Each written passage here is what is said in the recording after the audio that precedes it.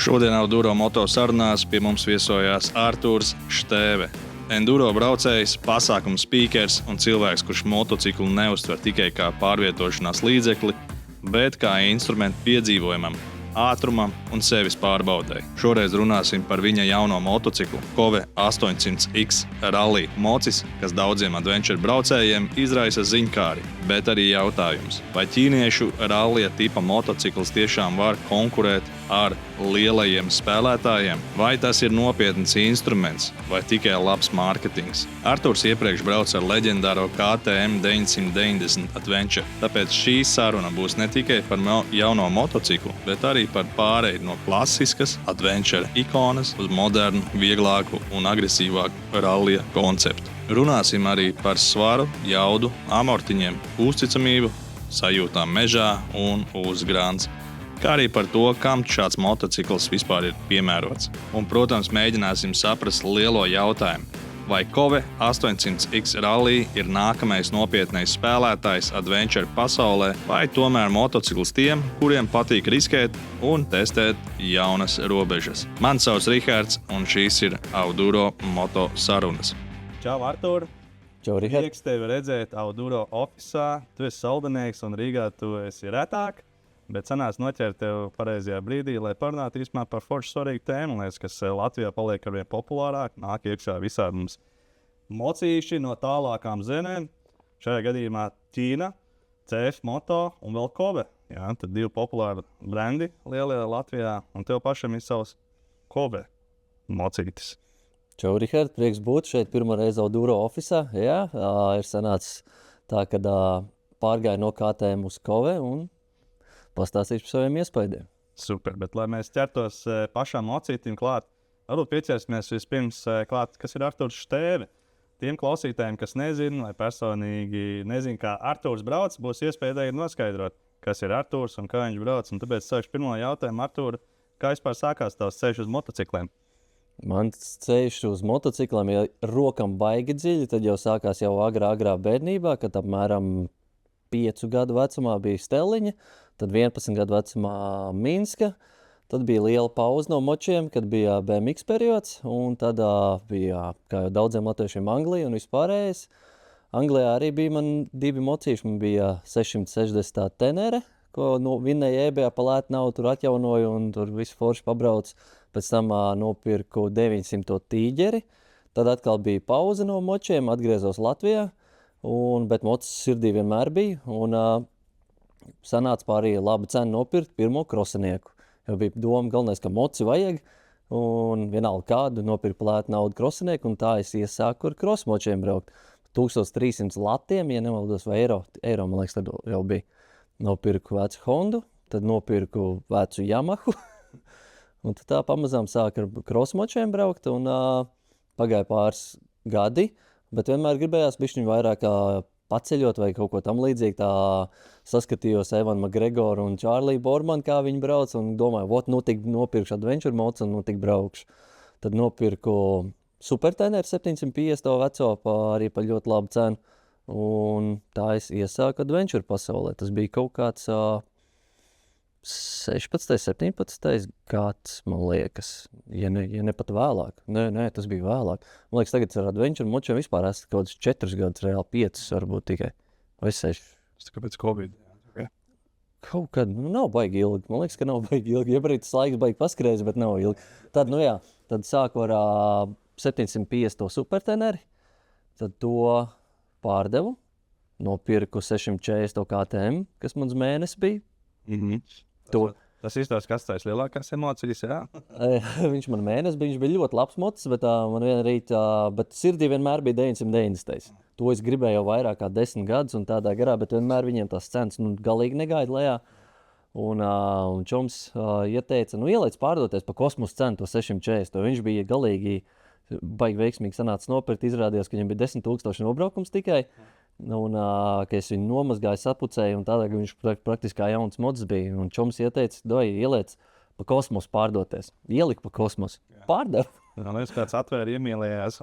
Jā, tieši tā, pārdevu pa kosmosu, tad sanāca nav priekš 990. Un tad pēdējos 2-3 gadus brauca 990. un dabiskā ceļā nokļuvu pie Kovas. Izklausās, ka tev, principā, visa dzīve ir bijusi ap močiem.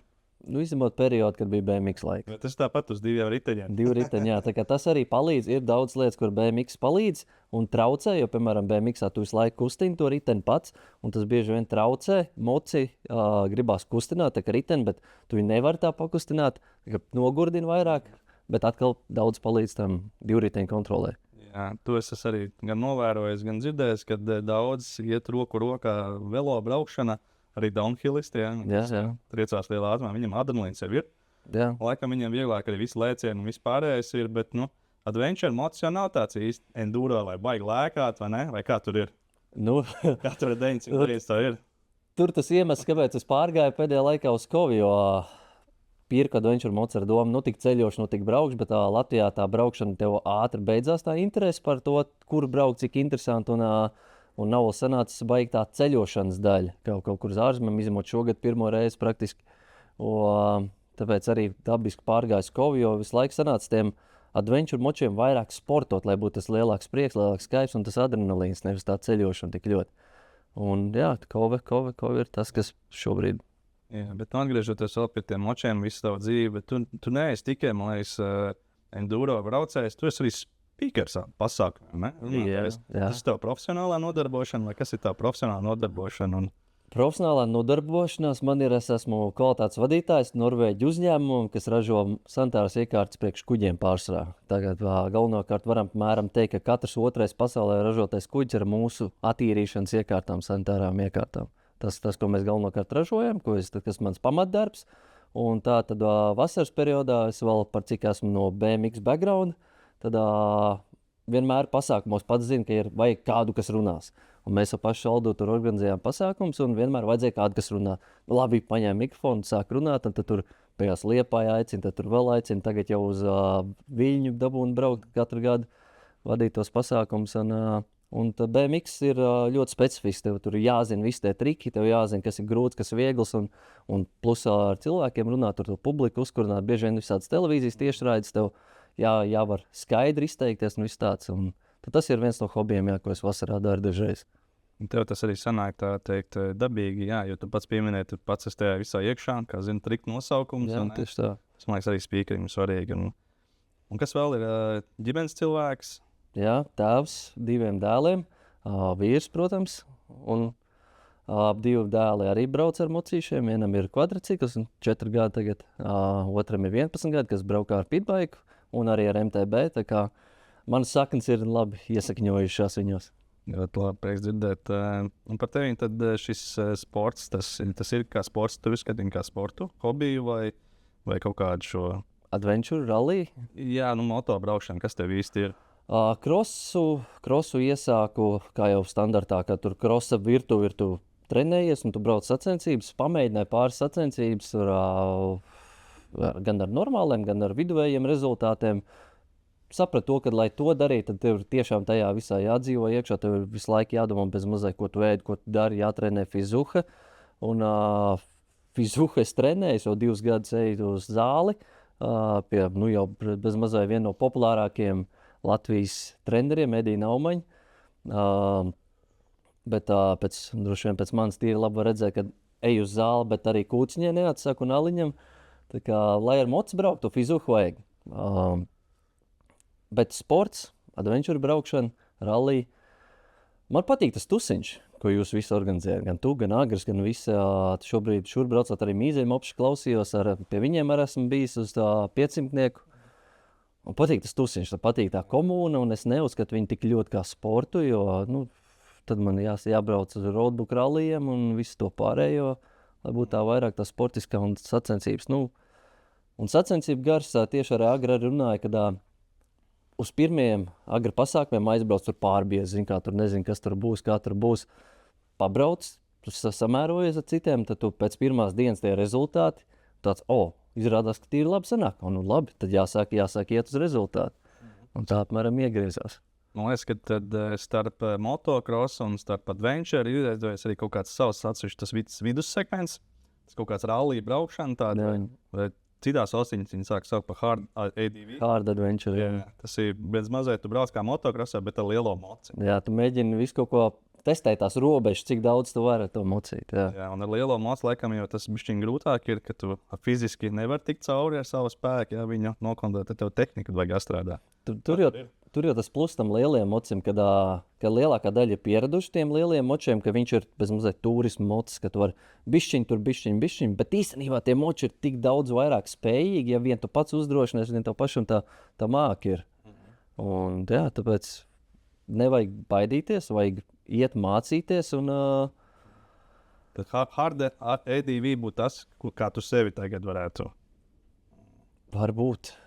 Man jau tā pieklājīgi mēģina to darīt. Es zinu to, ka var tur, es varētu ņemt, nolikt to krosinieku malā, ar kuras braucu uz trasu, tur vienkārši izkaifoties, un tādā garā varētu to nolikt malā un braukt uz trasu ar to enduro, to adventure moci, šajā gadījumā Kovi rally, un tiešām pievērsties tam, attīstīt vēl vairāk un to, bet tajā pašā laikā atgādinājums pie seviem vienmēr ir tev gaida mājās, tu zini, kā 2 dēls, sieva darbs, kas tev, tas nav man ikdienas lietas, man tāds side hustle, kurš neienes nekādu peļņu.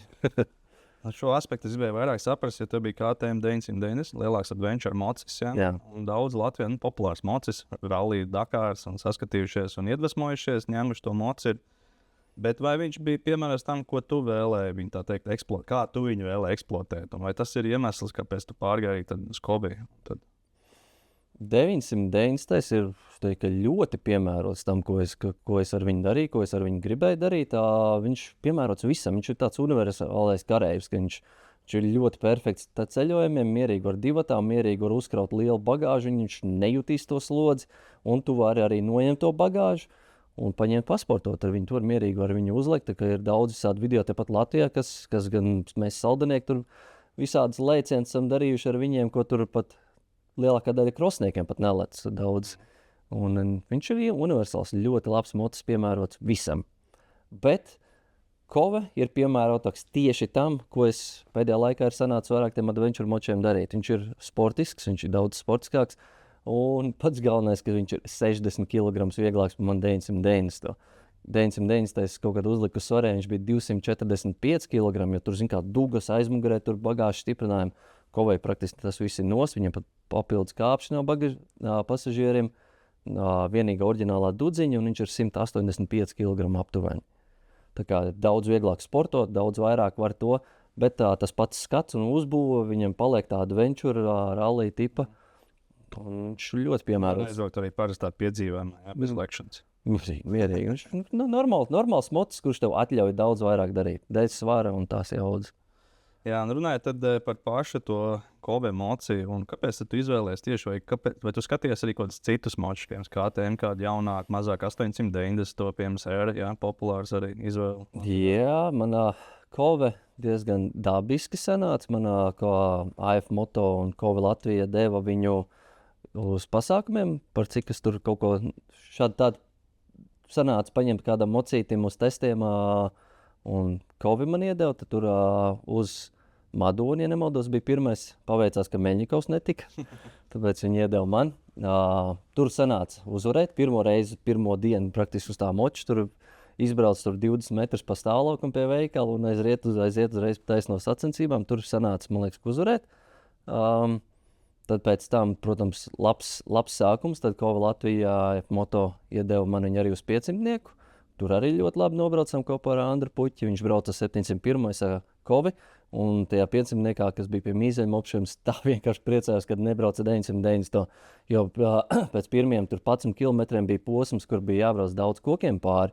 Visi dubļos, visi tur stāv rindiņā. Mēs ar Andra vieglajiem mocīšiem, salīdzinoši vieglajiem 701 un Kovi. Vienkārši apbrauca visiem garām, sākām kaut kādi 11, izbraucām no meža, man liekas, kaut kādi 3, jau pēc pirmajiem pāris kilometriem. Nu jā, tur es priecājos to, ka tas svars ir daudz mazāks un tā amortizācija ir lielāka, gājiens lielāks. Kas vēl tāds, kas tev uzreiz iekrīt vai pārsteidz ar šo motociklu salīdzinot savu iepriekšējo pieredzi?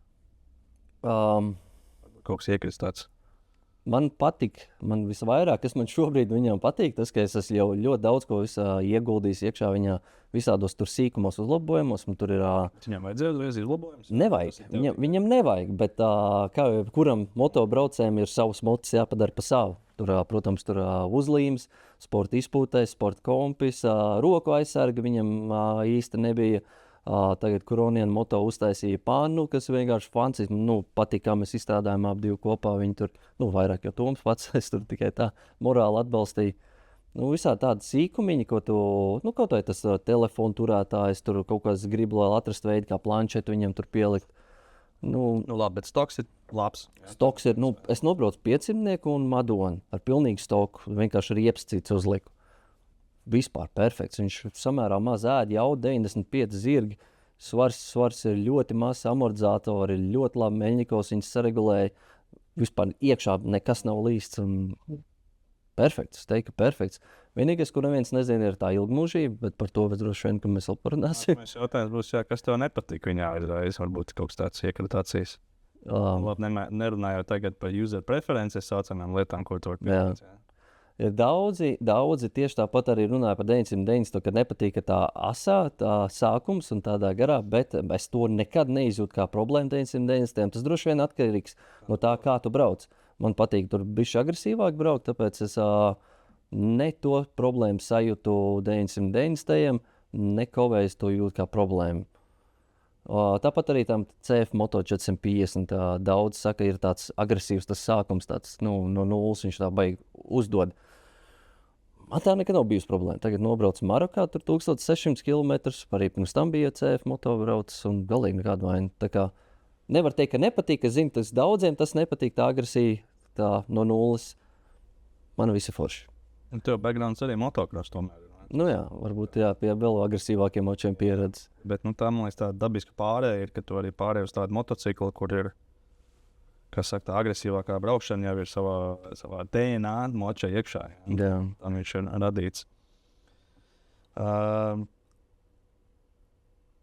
Ja tu nopirktu jaunu tagad vēlreiz moci, kas ir tās pirmās detaļas, piemēram, ko tu viņam tur upgradeot, vai ir kaut kāds tās, nerunāju par telefonu turamo, piemēram. Kādas riepas tur likt virsū, ko tu vēl mainītu, vēl tādu piekare, vai ir viss tur jau labi, vai regulāri? Kovei tieši? Jā. Protams, oriģināls riepas ir uzreiz, jā. Uzreiz prom. Tās tu noliec stūrītī, kad tu gribēsi kaut kā tālu gabalu braukt. Tad tu Mēs ražotāji tā dara, ja tā aiztiem močiem. Universāls. Viņas var bišķiņ to, un tāpēc tādā garā. Un tad lielākā daļa moču arī ir tādi, kad viņi ir universāli. Bišķiņ to, un Kove 800X rallija ir tieši piemērotāks tādai sportai. Tāpēc Kove ir Pro tur un GT un visāds tā, atkarīgs, ko tu gribi. Un riepas, protams, reiz pirmais prom. Kovei vajag 2 cm kāpšu vismaz aizmuguri, jo viņam tā stāja pozīcija ir tāda nepārāk labi tur stāvot kājās braucot to grūto, agresīvo to attack position saucamo dabūt. Tātad kāpšu 2 cm aizmuguri, protams, tur stūrs pozīcija, kā rokturi. Roku sargs, kā jau mežā braucot, tur vajag, lai nenolauž hebes, un ja tur kāds krūms, koks gadās, lai tu nedabūtu pa pirkstiem. Riepas, kāpšļi. Tas būtu pirmais. Otrs, ko tu vēl varētu nomainīt, ir noņemt standarta izpūtē. Tās Euro 5 normas, diemžēl, man baigi viņas neinteresē. Augstais izpūtējs. Augstais izpūtējs viņam ir augstais, bet viņš, zin kā, ar visām Euro 5 normām un visiem tiem viņš ir smags. Vai nomainot izpūtējs sporta, jau ietaup daudz kilogramus. Lai skaļāks. Bet patīkams, jā, skaļ. Man tā nav problēma. Es redzēju, ka daudz arī stūri izvēlās mainīt. Bieži vien motocikliem viņiem tāds izliekums, un viņi liek taisnās. Jā. Tas kā kuram pieredums. Tieši tāpat arī krosniekiem. Katrs citi brauc ar oriģināliem, piemēram, tādam KTM grupas močiem ir savs stūri, ka Husqvarna ir savādāk, un tur Yamaha ir vēl savādāk. Tas kā kurš ir pieredzis, tie ir tikai no pierašanas, kur tev ir ērti. Un tas forši, ka tās stūris ir tik daudz un dažādas, ko tu vari izmainīt. Kovas stūri man personīgi galīgi apmierina. Kāda aizsardzība viņam nāk jau kaut kas klāt? Viņam Kovei nāk oriģināli dugas, tādas maziņas dugas augšā, un tāda plāna alumīnija pāna, kas tur pa tādiem akmenīšiem paliec, tāpēc savam uzlikt. Tur vajag upgrades izklausās. Jā, upgrades ir Latvijā ražotā Kuroniena pāna, reglām Tomam. Jā, to mēs izdomājam, kad oriģinālā pāna stiprinās pie motora, kas nav baigi labi. to kroniānu stiprinās pie rāmja un nekur pie motora. Tagad droši vien labi piebilst, tas jā. Zikā, vēl jautājums par tiem motocikliem. Zikā, katram motociklam, jo vecāks, jo viņam ir kaut kāda saucamā dvēselīte. Kā tev liekas, Kovēji, tu jūti, ka tur ir tā dvēselīte, vai tev tas nav tik būtiski? Kovas dvēselīte, es teiktu, ka meklējumos esmu. Es samērā, esmu pabraucis, bet pārsvarā kaut kādos sporta pasākumos nav sanācis ar viņu tā pavadīt laiku divatā. Jo, zin kā, aizbrauc pasākumu, tur mauc. Kaut kādos tādos mazos izbraucējos, kas mums kaut kādi 3 varbūt ir bijuši man tikai ar viņu, ar čomiem. Mierīgi man vienā izbraucienā es tā kaifoju. Mēs bijām 3 vai 2 990 un es ar Kovi. Un visur maucām, toču uz robežu atļautajam ātrumam. Grantanītē 80/2. Jā, redzi, mēs te pagājušajā gadā testējām visās tos motociklus, un es ar tos ķīniešu patestēju, un pēc tam patestēju arī aprīlijā. To jauno Toreiks, Rallija Pro, tas kādreiz nosaukums. Un es reāli viņam jūtu ritīgi tā dvēselīt, viņš tā kā savs dzīvnieks, tāds mežonīts. Tiem ķīniešiem kaut kā nejūt. Tehniski viņiem viss ir, viņi tā kā strādā, bet viņi tā kā, es nezinu, tā kā plakans defaults vai kas tam līdz. Jā, es arī varbūt pat tam varētu piekrist, jo, kā jau teicu, to dvēseli nav sajūta, ka es viņas atradu vēl. Manā iepriekš neatbildēju uz jautājumu par to, kā es nokļuvu pie Kovas un kuras vēl skatījos. Vienmēr sirdī ir KTM man bijis jau daudz gadus, un kā dabiski es gribēju no 990 pāriet uz 890 R. Bet viņiem tas cenas ir, neviens baigi nenāca pretī, un arī tirgu viņi tādi mazliet to reti, kad parādās, un dabiski nonāca pie Kovas, kas ir tuvākais praktiski tam, kas ir. Ok. Parunāsim tad par Ralliju. Es arī pieminēju aprīlijā Ralliju, tagad liek visu klāt un to vārdu Ralliju. Jā, viss ir Rallija, jā.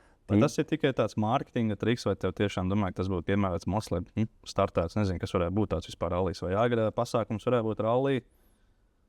Jā, par citiem rallija močiem es baigi nemācēšu teikt, jo es to aprīlī neesmu braucis. Es neesmu braucis arī Triumph Tiger 900 rallija, ja nemaldos, arī tāds ir, bet to es grūti iedomāties kā rallija mocs, bet Kove ir sporta adventure braukšanai. Piedzims ir radīts tīri tam. Okay. Un jā, viss pārējie ir, tu vari braukt ar jebkuru mocu rallijā. Es domāju, tu mierīgi, tu varētu ar kaut kādu vecu superteneru 750 to var braukt, bet ja tu viņu, protams, attiecīgi uzlabo un visu to braukt jau var. Un tā, kad daudz saka, galvenais ir braucējs, man mocis nav tik svarīgs, ir mocis svarīgs. Protams, braucējs ir pats svarīgākais, bet arī mocis ir brutāli svarīgs. Kas ir tas, varbūt, rallijā, ko cilvēki, kas ir tas svarīgākais, ko viņi skatītos? Jauda vai kas ir? Jauda bieži glābi daudzās situācijās. Tas pats, kas, piemēram, uz ielas apdzenot mašīnu, ka tev pēkšņi pamana, ka kaut kas nav riktīgi, kaut kas pretī braucoši tuvāk, tev vienmēr patīk ir tā rezervīta, lai tu vari fiks atlīst atpakaļ.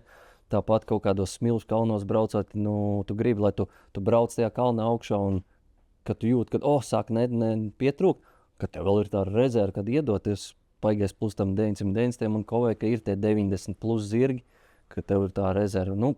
Rallijos vieglums, laba amortizācija,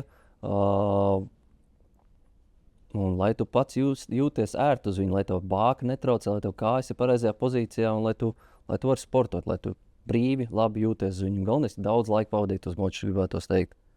Tas ir labs aspekts, ralliem tas tieši arī izvietojums tām detaļām, jo daudziem adventure močiem ir liels bākas, runājot par bāku un degvielu patēriņu, cik viņam ir bāka liela un cik viņš tur patērs, cik tu maksimums esi nobraucis ar vienu bāku? Bāka ir 19 litri, ja nemaldos. Kā jau teicu, 5000 nobraukums viņam. Puse no tā ir, vairāk kā puse no manējiem, bet es tā reti, kad ir sanācis tik daudz braukt, lai to no A līdz Z tur izbraukt to bāku. Bet tā vidējais manā braukšanas režīmā rāda 6 kaut kur. Tas tāds agresīvāk braukšana? Tas ir vidēji. Gan bišķiņ pa pilsētu, gan tur, bet aptuveni 6 viņš ādas, gribētu teikt. Tur rēķini tur kā brauc. Tas pats arī 990 bija. Man bija, kā jau visiem citiem, varēja patēriņš ar to 990, man liekas, 19 litru bāka bija. Un tu varēji no 140 līdz 280. Tas bija tas range. Jā. Jā. Un tālāk nākamā tēma, kas ir svarīgākā visiem šiem Ķīnas močiem, parasti cilvēki domā to uzticamību. Jā. Kā tev liekas? Godīgi, vai tu uzticies šim mocim? Ja man būtu jāizvēlās starp manu veco 990 un šī brīža kovi, pieņemsim tagad braukt no Saltas uz Maroku savā gaitā. Es gribētu teikt, ka kovējs uzticētos vairāk šobrīd, jo viņš ir jauns mots, un man ir tāda sajūta, ka kove grib ielīst tajā tirgu tik ļoti, ka viņi neatļautos taisīt sūdu. Es domāju, laikam tās pirmais produkts, ar ko viņi iet iekšā tajā. Jā, un tieši tāpat arī Marokā mēs redzējām īrs daudz 450 kovis. Katrā nomas kantorī viņi ir baigi labi, universāli, smuki izskatās un pietiekami lēti. Es domāju, pirmkārt, detaļas jau varētu nebūt problēma sameklēt. Ceļš tādās vietās, kur ir daudz moči, tajā pašā Marokā. Un viņš, kas tur baigi daudz viņam varētu būt? Man liekas, ka tur baigi daudz nekas viņam nevar notikt. Viņam nav elektronikas, vienīgā elektronika ir ABS, tieši rallija versijai. Tas ir vispār labs aspekts, jo daudzi negrib uzticēties tām elektronikām. Grib jau vienkāršāk moči, un tās detaļas jau vienkāršākas un atrodams mazākās valstiņu pilsētiņās. Ja? Tās ir tās tālākie ceļošanai, ko izvēlās motociklu. Bet nākamais ir KTM skaidrs, liels zīmols, sens, un uzticies tu zīmolam, principā. Tehnikai, pieredze var būt savādāk. Kovis savukārt tāds mazāks zīmols, un tā tehnika, tur ir vienkārši jāpārbauda, jo viņš ir jauns tirgoju. Vai tu uzticies pats kā tāds tam brandam? Zīmolam, ka viņš nāk no Ķīnas vai kā? Pārāk. Nebija tā sajūta, ka tas ir kāds alīts vai kas tam līdzīgs? Es zinu, ka es baigi bieži iepērku uz AliExpress. Un tieši tajā pašā AliExpressā tu vari nopirkt, pasūtīt kaut ko, un tev atnāk 2 reizes mazāks nekā tu gaidīji, bet tajā pašā laikā tur mēs visi daudz ko lietojam, tam līdzīgas lietas. Vai arī ļoti daudz lietas ir tepat pārdodās kā kaut kas normāls, kas īstenībā tas pats Ķīnas kaut kāds mēss ir vienkārši pārbrendots un tādā garā. Un ar Kovi ir līdzīgi. Es domāju, ka Ķīna var ražot gan lētu mēslu, gan mēs zinām, ir lēti ķīnieši, kas ir vienkārši briesmīgi. Un Kove šajā gadījumā es gribētu teikt, ka ir tas pats iPhone vai Androids, ko mēs katram ir kabatā, ko Ķīnā ražo. Un viņi var uzražot labas lietas un tehnikā. Man ir arī ķīniešu pitbikes, jau mums veselam bariņam saldu ir un zinām, ka viņi pārsteidzoši dzīvo un ietām cauri visam, kas mums ir. Un tas jau bija tāds, kad izrādās, ka tu vari pa lētu naudu nopirkt labu lietu. Es domāju, tas var būt tāds stereotips, ko vajadzētu laust beidzot arī. Es domāju, ka tas tiek lausts diezgan nopietni. Man liekas, tas CF moto arī tas 450. Tur ir arī ļoti tāds labs iesācēja motocikls, kas ir pierādījis, man liekas, sevi.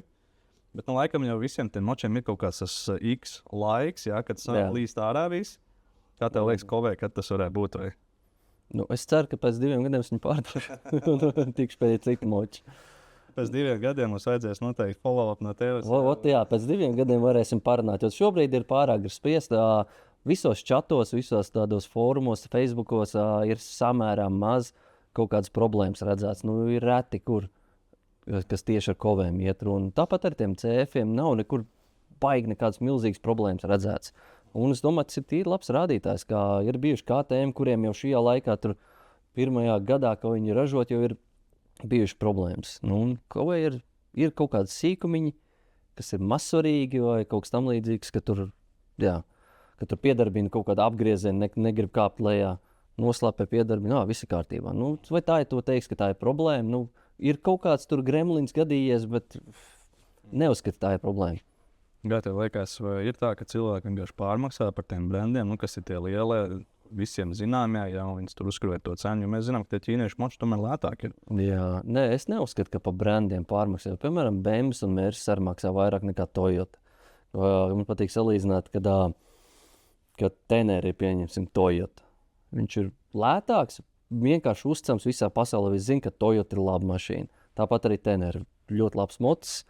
Varbūt nav tas piemērotākais tādai sportiskajai braušanai, tur, piemēram, tādas, neskaitot tur kaut kādas supers un vecās Toyotas tu neredzēsi, kuros driftos. Driftos vienmēr būs kaut kā tur bēmbi vai kaut kas tam līdzīgs. Nu, viņš ir piemērots sportam jau tur no dzimšanas. Un brendu pārmaksāšanu es baigi neuzskatu, jo bēmbs ir savs tirgus. Viņš ir labs savam tirgum. Nu, GS viņi var atļauties maksāt tik, cik viņi maksā, jo ir kas viņus pērkti. Un tieši tāpat visiem citiem. Nu, jā, aprīlī, piemēram, pieņem, ka maksā lētāk, es tā pieņemu, jo viņi mazāk populārs Latvijā vismaz točni. Un Tāļi nav lēti. aprīlī nav lētāks? Man liekas, ka viņš arī tur bija salīdzinoši kaut kādas 11. Jā. Bet par itāļiem ir arī Ducati. Desertīgs jau, nu tas ir forši mocīts. Mēs tieši nesen runājām, ka viņš ir tāds pārinženierēts. Tik sarežģīts, ja, ka tās detaļas nevar dabūt. Viņš jau, man liekas, arī demo mocis ir vispār Latvijā. Es nezinu, vai pat ir Latvijā, bet man sanāca saruna ar vienā ārzemju ceļotāju. Viņš stāstīja, ka tiem motocikliem ir tādas sarežģītās visas mazās lietiņas, kuras tu nevar dabūt, nesūtot no viņiem oficiāli. Tad tas vairs nav piemērots motos adventure ceļojumam ārpus. Vajag, lai ar āmuru var sataisīt. Jā, tieši tā. Līdz ar to es nonāku līdz nākamajam jautājumam. Kā tev liekas šāds Kobe mocis, kam vairāk piemērots adventure iesācējiem, adventure lielpratējiem vai tādam rallija braucējiem, kurš reāli zina, ko viņam vajag jau? Kā jau iepriekš minēju, Kobe ir dažādi modeļi. Ir 450, kas varētu būt perfekts iesācējiem, tāds, kurš gribā, kas skatās vai CF Moto 450 vai arī Kobe 450 rallija. Atkarīgs, kurā virzienā viņš grib vērsties. 450 MT varētu būt tāds, kurš grib vienkārši braukt, kaut kur paceļot un tādā garā. 450 Kobe rallija, tāds, kas jau grib kaut ko pasportot un tādā garā, jau viņu var forši pasportot. Kobe 800 arī ir pro versija un ir rallija versija. Rallija es iesaku tādiem, kuri jau zina, ko viņi grib, kas viņi grib pāriet no savu 690, 701 jau uz 2 cilindru, grib to vairāk jaudu, vai arī kas grib pāriet no savas smagās Teneres vai smagā 990 un vispārējo, kas grib to pašu visu, bet vieglākā svarā un lielāka jauda. Teneri ir smagāk, ja? Teneri ir smagāk. Okay. Bet tu apskati arī Teneri un tad neizvēlējies pirms Teneri? Es neapskatīju Teneri. Teneri būtu man viens no močiem garažā. Kāpēc? Viņš nebūtu tas mocis, ar kur es gribētu sportot. Zin kā, tur pieņemsim, visi redz tos Poltāres un visus tos, tur jau no stoka tur maz kas paliec. Poltāres, Teneris pieņem, kas var mazāk. Arī taču ir rallija versija un kas tur nebūs. Es pieņem, ka viņi sver vēl mazāk nekā man kovas. Visticamāk. Jā, 800 ir labs kāpiens uz augšu no 690 vai arī kāpiens uz sāniem no 990 vai Teneris. Nu skaidrs, tev ir bijis jau kaut kāds trakākais moments ar šo motociklu? Kaut kāds, nezinu, dubļo ieslīgšana vai augsts lēciens vai kaut kas tāds, kas ir lielākais izbīles, ko es uzreiz varu atcerēties, bija Madonā, agri pasākumā, kad kaut kas ar aizmugurējo amortizāciju, tas rebounds bija pātri saregulēts, viņš pātri nāca atpakaļ, un es baigi drosmīgi braucu pāri kaut kādai tur akmeņu čupai vai kaut kādiem tādiem, un uzsviedu pakaļ, un tad dabūju bišķiņu pabraukt uz priekšējā riteņu. Tad bija tāds, tomēr vajag paregulēt amortizāciju, nevis vienkārši uzticēties, kā cits saregulējis. Tas bija liela vienīgais. Visur citur vienreiz palika arī tajā pašā Madonā, tur grāvī, tur pēc manis tur atcēla to posmu, jo tur bija skaidrs, ja mēs tur pirmie paliekam tajā grāvī. Tur bija tā grāvī pastās? Bija nenormāls lietus, un tur bija grāvis, kurā vienkārši iebrauc un uzreiz iesūc iekšā, un pat tur vienkārši iesūc man ar visu kovi. Es biju, man liekas, trešais, kas tajā grāvī iebrauc. Pirmais bija Pols Mihāls Fujak. Viņš veiksmīgi tika cauri, es biju, man liekas, kāds trešais, un tur paliku. Un tad bija skaidrs, ja es tur paliku ar kovi, tad tur vispārējie, kas tur vēl 50 čaļi brauc, tad tur nebūs, tur būs vienkārši muļļāšanās. Bet tādi kaut kādi slikti, bailīgi piedzīvojumi baigi vēl nav bijuši. Es jau braucu, gribētu teikt, ka tāda forša rezervīti. Tā kā daudzos čatos viss tur runā, ka tur motis tev jāceļ un vispārējos nekrīt. Vienkārši nekrīt. Brauc tā, lai tev nav jākrīt. Es gribētu teikt, tas tāds pamats visam. Kaut vai pastoties tiem pašiem, kas ir Latvijas jaudīgākie adventure braucēji, visi nāk no mazajiem močiem, tie paši Šiliņi, Greenfeld un tādā garā. Un cik bieži es redzēju, ka Greenfelds nokrīt ar adventure mocu? Man liekas, ka nav. Pastāstīs, iedod kādu padomu mūsu klausītājiem, kas ir tās varbūt kādas 3 lietas, ko katram adventure braucējiem tad vajadzētu iemācīties, lai viņš nekristu. Braukt tā, lai tev paliek rezerve. Ko tas nozīmē, paliek rezerve? Zin kā, es pašos, piemēram, kad es ielēju kaut kādu rīliņu, tur kaut kur lēc, tur cross-trasē ar to savu kovu vai kaut tam līdzīgi. Tas ir tur brutāla rezerve vēl. Tur ir 50% varbūt no savām spējām brauc.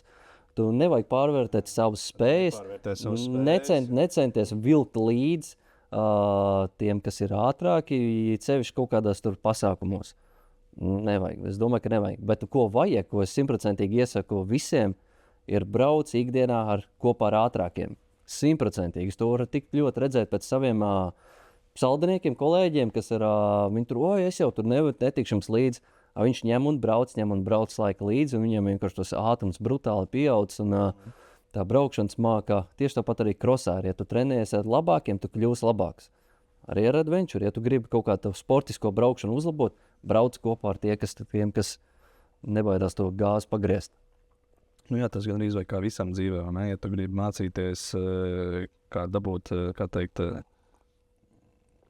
to labāko dzīvē, klausies tajos cilvēkos, kam tā labākā lieta jau ir, nevis tajos, kas uz dīvāna tev čoms, un kaut ko pirkšdevot. Jā, un tieši tāpat par to pašu ceļošanu. Es šodien neklausītos padomos par ceļošanu, kādu, kurš baigi nav bijis ceļot.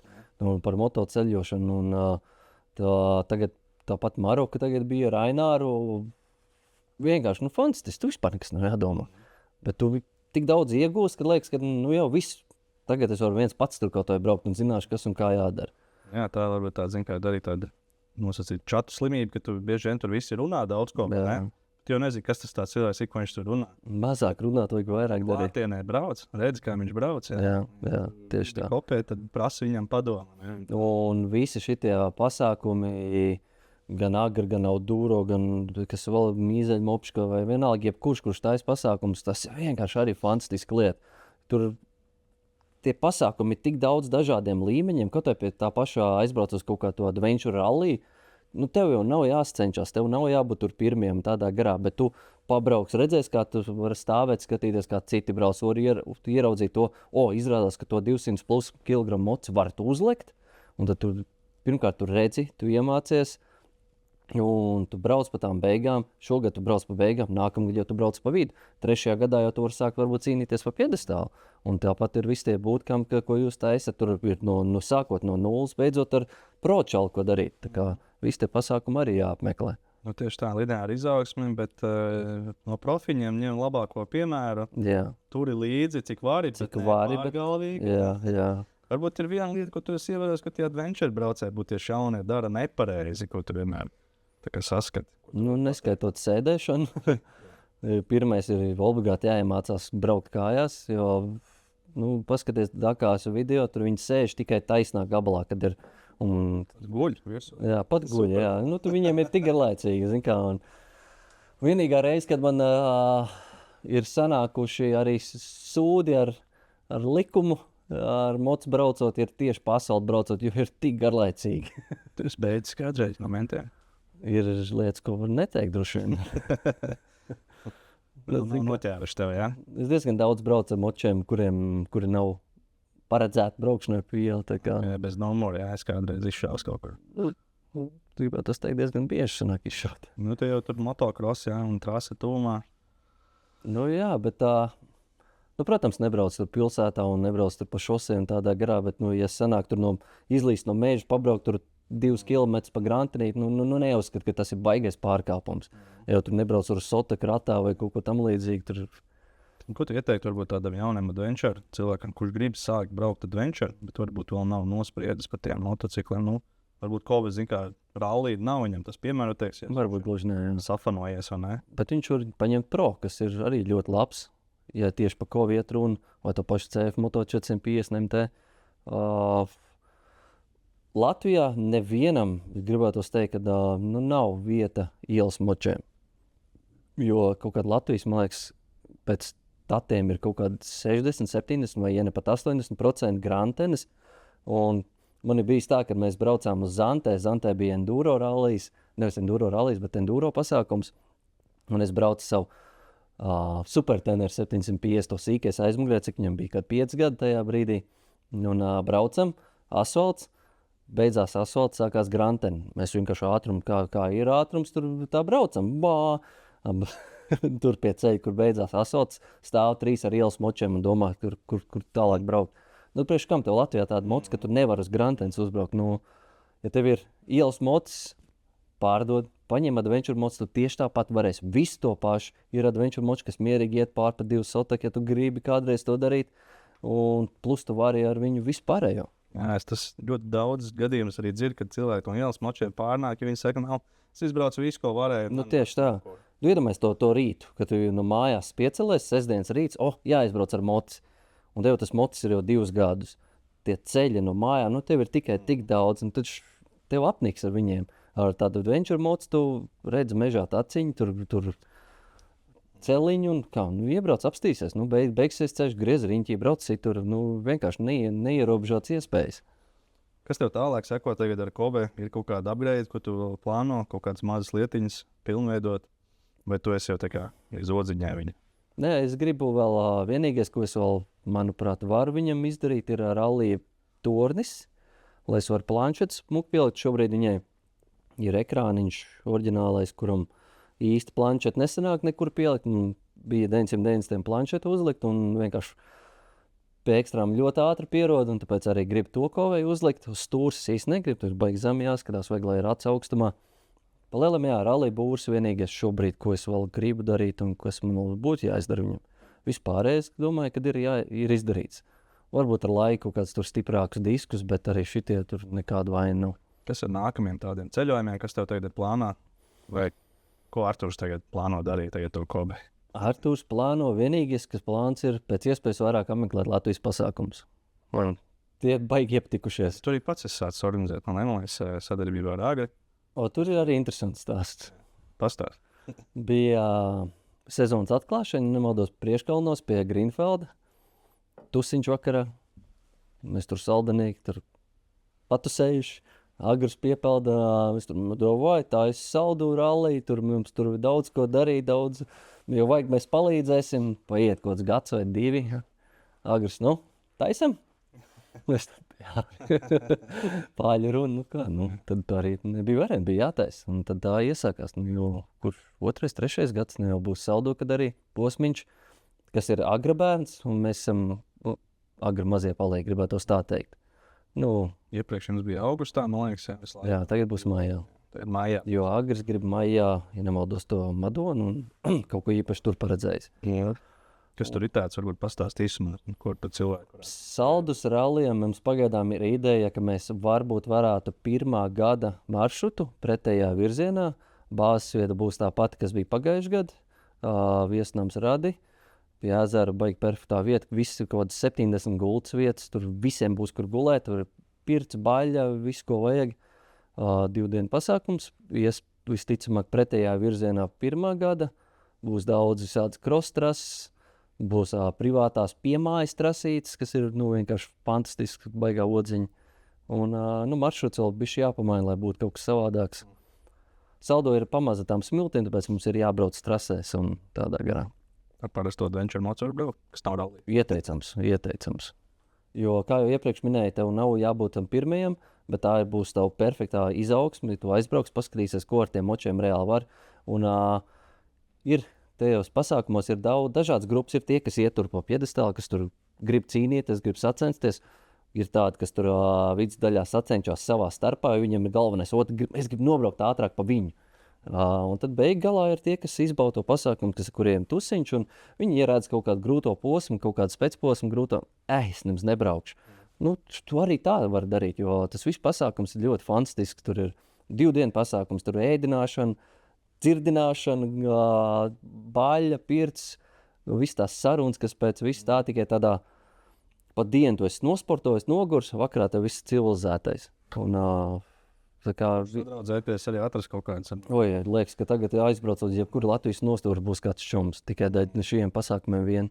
Jā, tas jau pats labākais. Pēc tam plāno ceļot un Latviju, tev ir zina kontekstu.